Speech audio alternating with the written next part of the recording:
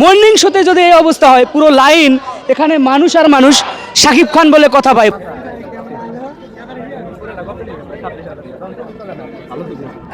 সকাল থেকে বিভিন্ন সিনেমা হলের সামনে শাকিব খানের প্রিন্স সিনেমা দেখার জন্য লম্বা লাইন লক্ষ্য করা যায়। অগণিত দর্শকদের উপচে পড়া ভিড়ে মুখরিত হয়েছে বিভিন্ন সিনেমা হল। আপনারা জেনে অবাক হবেন, সারা বাংলাদেশে বিভিন্ন প্রেক্ষাগৃহে মেগাস্টার শাকিব খানের প্রিন্স সিনেমা আলোড়ন সৃষ্টি করেছে।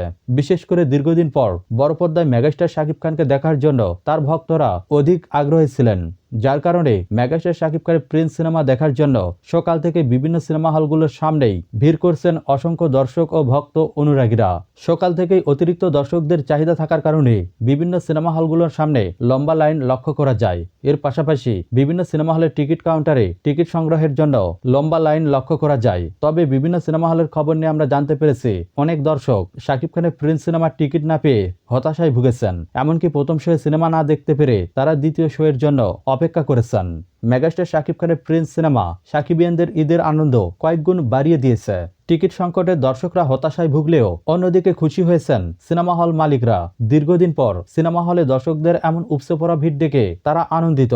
বিশেষ করে সিনেমা ব্যবসার এই মন্দার সময়ে মেগাস্টার শাকিব খানের প্রিন্স সিনেমার মাধ্যমে বাংলা সিনেমায় নতুন গণজাগরণ এসেছে। তার দর্শকদের পাশাপাশি হল মালিকদের মুখে আনন্দ এবং হাসি ফিরিয়েছে।